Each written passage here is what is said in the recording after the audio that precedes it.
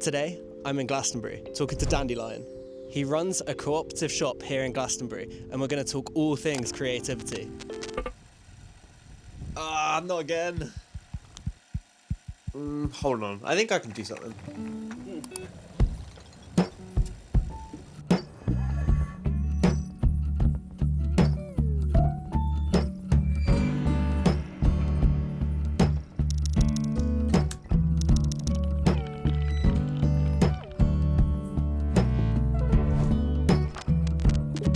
I think we should switch it up.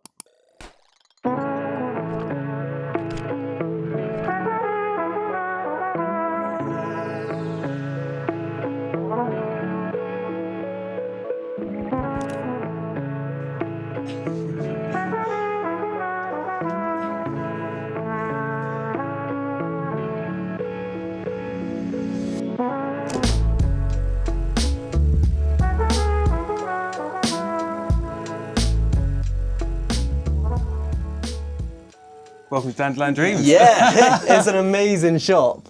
It is so beautiful. It's such like a good atmosphere in here. It's like a little sparkly grotto. Yeah, creativity, absolutely. So It's it's run as a cooperative, except they don't come and work shifts. Yeah. So instead they just rent the space and they rent the shelves. So you've got a huge eclectic mix in here. There's actually 36 artists in this tiny sparkly little box. Each one renting a space and having their kind of signature energy, style and work in that place. I don't want to make you pick and choose, but have you got favourites? Have I got favourites? Well, I think I'm biased because my name is Dandelion and one of the artists does make these incredible dandelions.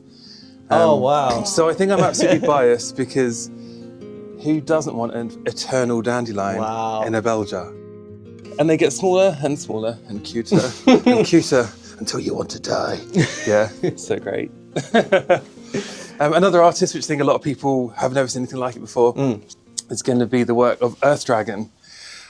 Really unique, filled with magic. Yeah. And the way he combines organic aspects, foraged aspects, combines them together, it's something I've never seen before. I wouldn't have ever dreamed of putting teeth on horns, but wow, does it create a strong aesthetic.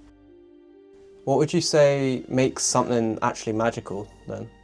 Intention, absolutely intention. Yeah, knowledge on what you're finding, the wood, its historical relevance, what the properties are, combining your knowledge with your intention on what you turn it into. Many people can find a stick and point it and go, huzzah, and it's a wand. Not many people can know what the wood means, work with the shapes in it. I mean, bringing out in it all the shapes that are already there to find the natural flow of the wood, how the tree actually grew. And there's a long-standing tradition, a lot of pagan pathways of asking. Okay. You'll ask, may I take this piece of wood? And you'll know inside if it's a no. I've wanted to take some great pieces of wood, and it's been a no. And you have to put it down, grump about it, and strump it off. What does that feeling feel like? Is it like a gut feeling? Is it a brain feeling, a heart feeling? A body feeling for me. You know when you go to take another step and there's not a step there? And you get this kind of sinking feeling that's also a rising feeling as you catch yourself. For me, I experience a strong no from nature as that like drop in your stomach. Like, oh, okay, no then, not that way. Very much like a very visceral reaction within my body. Whereas some people will see colours. Some people will get like a flush of heat or a cold. I know people whose questions of yes and no are a cold flash or a hot flash. Oh, wow. Everybody's body is a very highly tuned sensitive instrument, and it's largely how you train it or how you learn to listen to it. So you spoke about your own work. Should we have a look at it? Can you show me? Yeah. So here's an example of the kind of work I like to make. I call them tree weaves. It's not quite a dream catcher. It's a different take on that kind of item. Here's the willow that I was talking about, which I harvest from Tiggin's Meadow in Suffolk. The land is amazing. It's birthed 6 barn owls into the world. Oh, wow. And I just think that alone makes the land super magical. Using a combination of a healthy dash of madness, intuitive flow, and various combinations of made-up tying methods. I won't pretend it's macrame, it's nothing that fancy. I'll combine and I'll make these shapes which mirror trees, the kind of trees I love when I go through the woods, when I'm meditating, walking meditations, when I'm practicing my silence out in nature. I find these shapes and try and recreate them.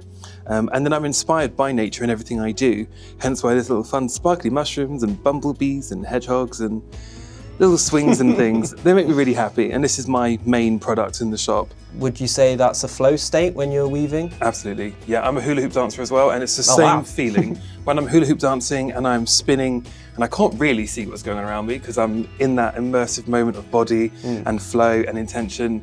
It's exactly the same with the weaving, and that's why every single one is different. I can't repeat the shapes because even if I tried. So unique. That lovely little lean, I mean, it's the kind of tree that you kind of look at and it looks like it's got its hand on its hip, like, you know, kind of accompanying you in your journey.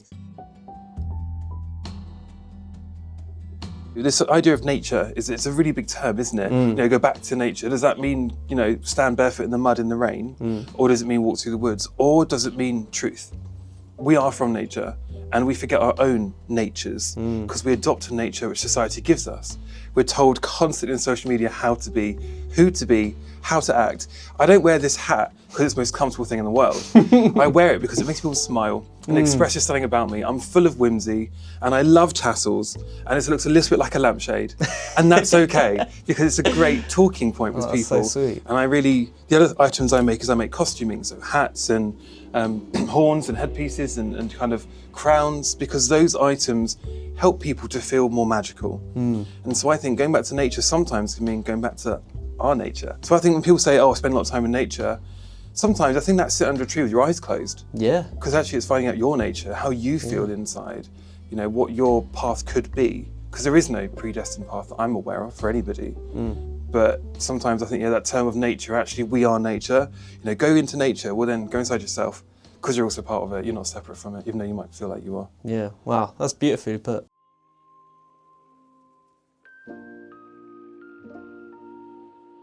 I wanted to ask you whether being creative and creating all these amazing tree weaves and the horns and everything, whether it's helped you through difficult times at all. Yes, it's a really big flashing yes, like wow, yes.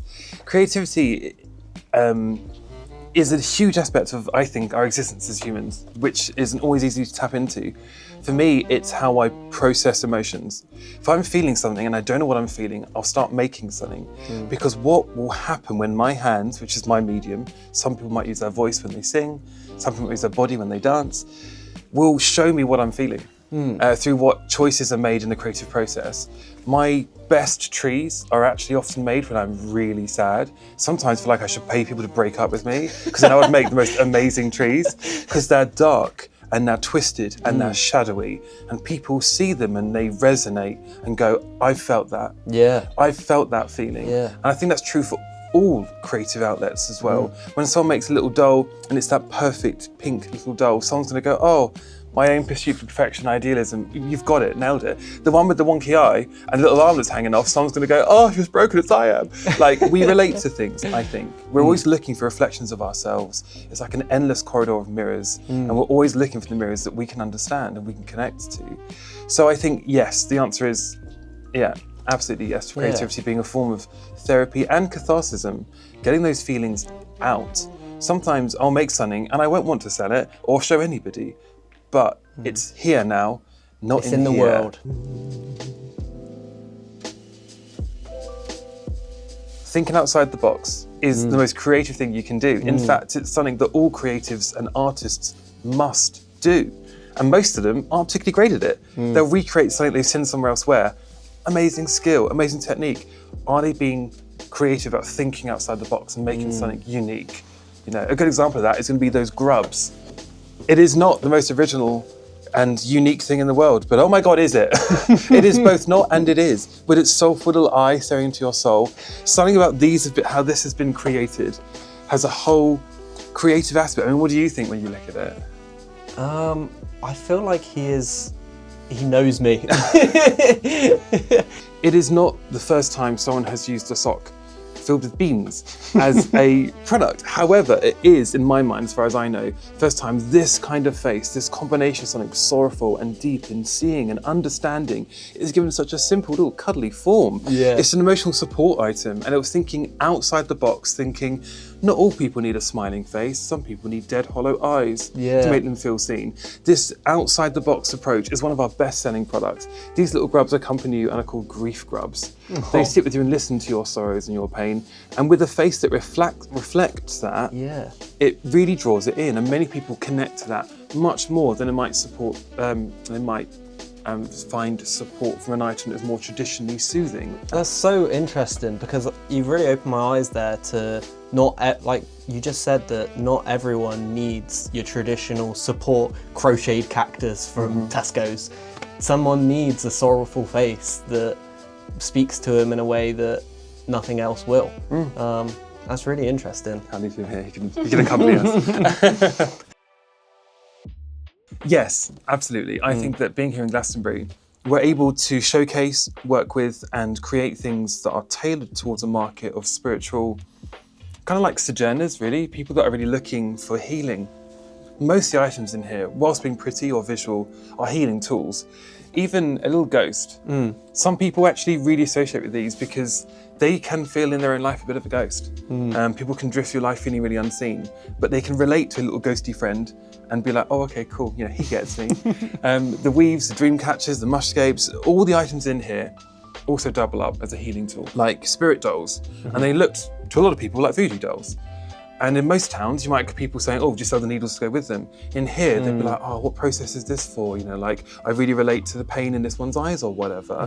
And it's great to be able to talk about everything in here, honestly, openly, and people get it because that's the kind of thing they're looking for. I don't think I could run this kind of shop anywhere else. So the energy of Glastonbury is inclusiveness and openness. Absolutely. Rather than anything else. Once again, I couldn't wear this hat in most shops without inviting ridicule, whereas here a lot of people are actually just really like, I really respect what you're expressing. Yeah. You know, and I think here it invites individuality, it invites self-discovery, and it does invite openness.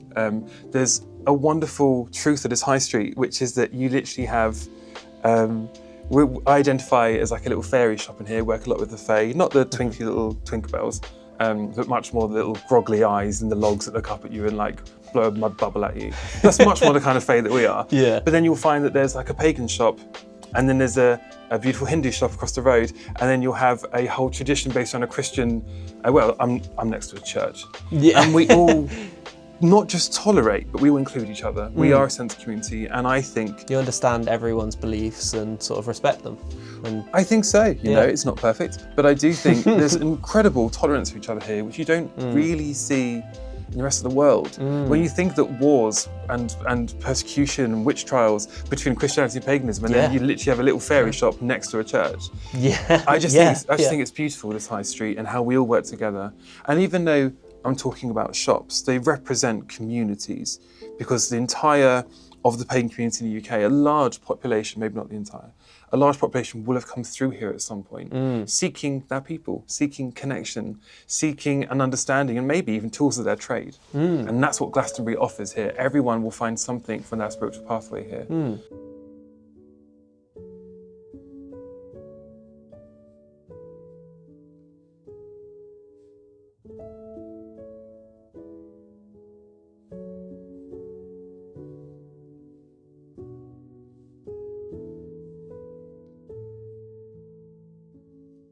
Because not everyone who comes in here buys something, but you can bet half of them leave really inspired. Yeah. Little ones that see me making on the shop floor, staring wide-eyed. They've never seen something made by hand before, because they think it's all just ordered online. You know, adults that come in here that have been told their whole life, you can't sing, and I'm singing along to the radio, and they'll kind of be like, I like this song, like, join in, sing along.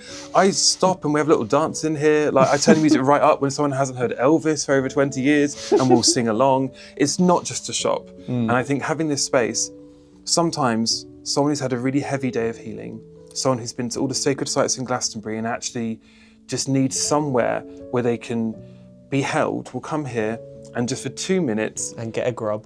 Get a grub, have a chat with either myself or two of the amazing staff that work here, and just chat to someone who's just trying to be real about how utterly mad life is. Wow. That's so inspiring. I love that. That's great. Winter song, I miss you most of all. My beliefs are always changing, actually. I quite like how mankind is kind of using science and it's kind of meeting spirituality. I like that kind of blending in the middle now. We're finding out that principles are like the yin yang as a big cosmic symbol of balance.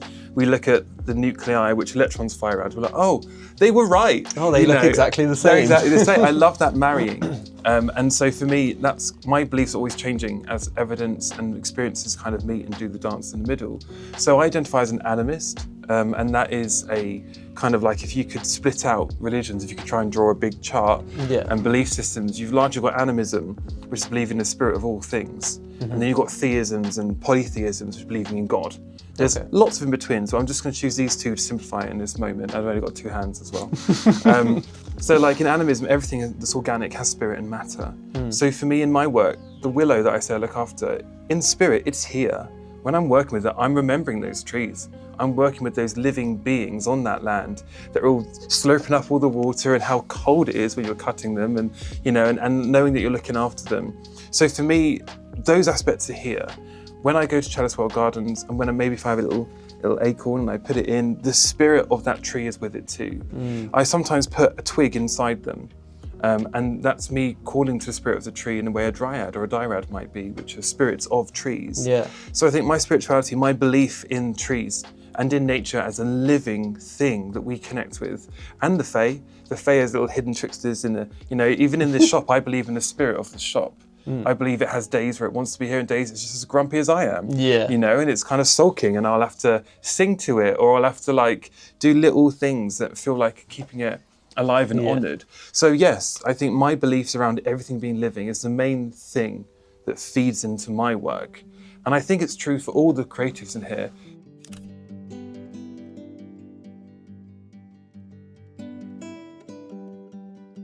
For example, to talk about the Perkyverse for a moment, a big shelf, a 3-shelf display of this amazing ceramic artist who actually identifies as a ceramicseer, not as a ceramic artist. Oh, okay. He is a what is seer. the difference? Well, a seer is another word for like a psychic or a kind of dwellman or someone who looks into the beyond. He pulls from the world the Perkyverse, which is his own created universe or maybe discovered. And he pulls things out of it, which he'll then make out of the clay. So the sprites, the mystic mushrooms, the sentient silica are all from this fantastical universe called the Perkyverse. And he will sear them, find them, pull them out, make them, and then there's the item.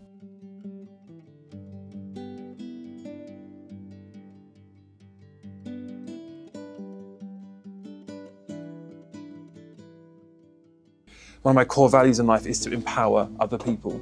I want everyone to feel empowered in their life, in their path, in their journey. How's the main way you go about that? Permission. Permission.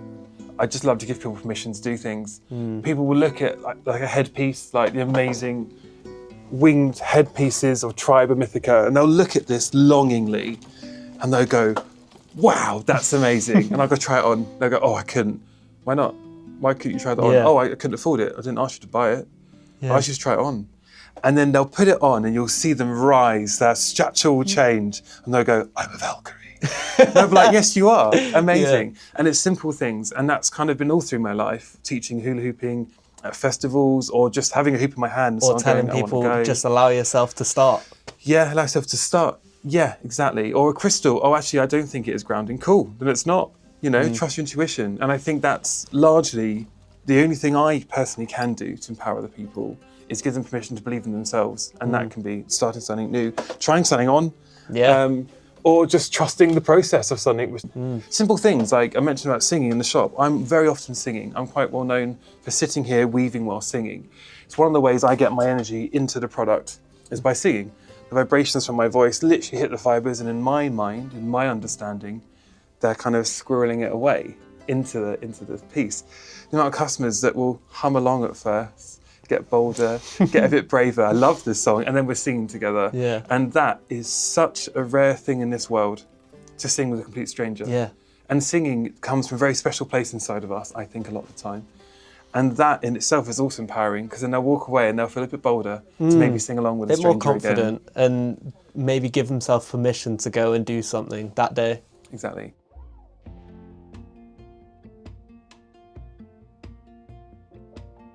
Where did you grow up? I grew up in a Maylandsea that is in the Dendy 100 in Essex. There's 100 tiny little hamlets all dotted around near one of our kind of natural spots of beauty, which is the Dendy marshes.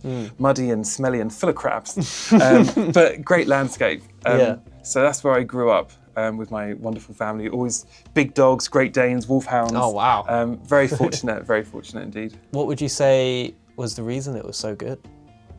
My mum taught at a playgroup, so she was always encouraging the smallest of beings to be their biggest selves. And I think that bled into my kind of upbringing.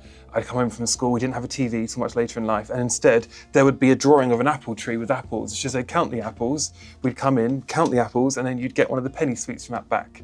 So everything was a creative expression, and she's an amazing woman in herself. And then my dad worked really hard up London to give us all the opportunity to have the experiences we wanted, because every weekend we go see a castle. We didn't go overseas, we didn't go on big fancy holidays. We would go and see what this land had to offer. As an adult, because every weekend we'd go somewhere, whether it's a castle or a woodland or something special and magical in the camper vans. As an adult, I'll go to a castle and be like, oh, I've been here before. I'll text my parents, have we ever been to, blah, blah, blah castle? Oh yeah, you were 2. And I'm like, great, well that's why I recognise it. So I actually feel it gave me a really good grounding into this land that I live on. And I've never had the travel bug. I've never wanted to travel the world. There's so much here in the UK to discover. There really is, yeah. People don't realise it, but we've got so much here. Do you mind me asking whether your relationship's good with them now? Oh, mad. Yeah? Absolutely mad, yeah. We are all bonkers and we're mad as a box of frogs. And I think when you're around similar kinds of madness, like I say things my mum says, and I'll say it in a separate room to her, and then we'll both laugh at each other. We'll say the same thing at the same time in another room, and we're always talking out loud as well to ourselves. But we know when it shifts from talking to yourself to talking to each other, and that is one of the most reassuring feelings in the world. Oh wow! Because quite often I talk to myself a lot. Almost like telepathic. Well, more just, yes, actually. Probably is a very common form of telepathy, a very modern form of telepathy. But it's just being known, and to be known is to be loved. And someone that knows you so well and you know each other so well, that there's the words that communicate between what's going on are rarely necessary. So I have a beautiful relationship with them now, and their work is in this shop. So my family, my sister, my dad and my mum each stock the shop with their different creative work as well. So they're here in the shop with me, supporting me every day in what I do. I'd love to have a look at that if it's possible. Yeah. One of the most popular products is a copper bangle, hand-beaten copper bangle. Beautiful, simple product. It's a crushed plumbing pipe. And my dad makes these, super soft, but it's solid copper, no plating.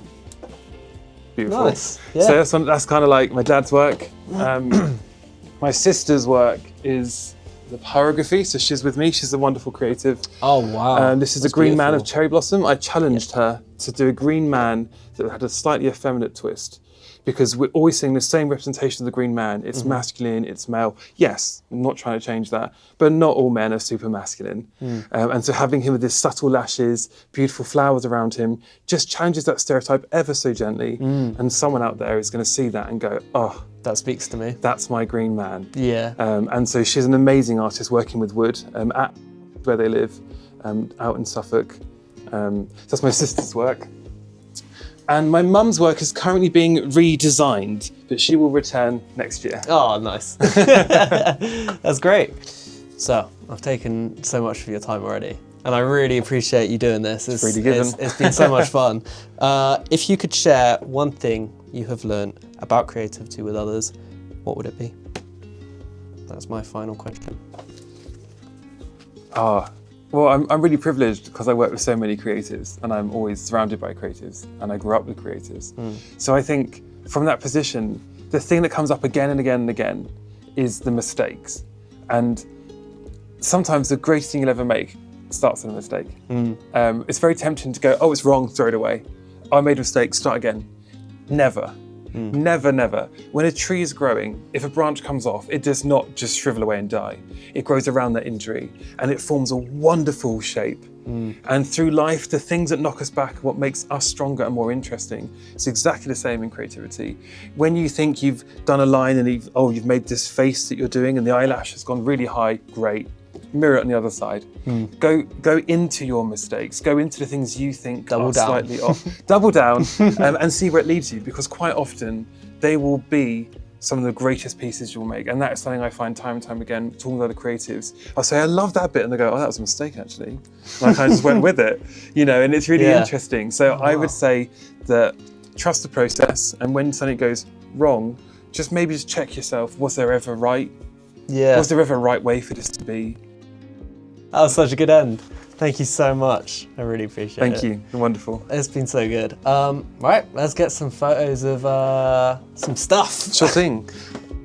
Dandelions, rustling leaves, just like in my childhood dreams. You're as delicate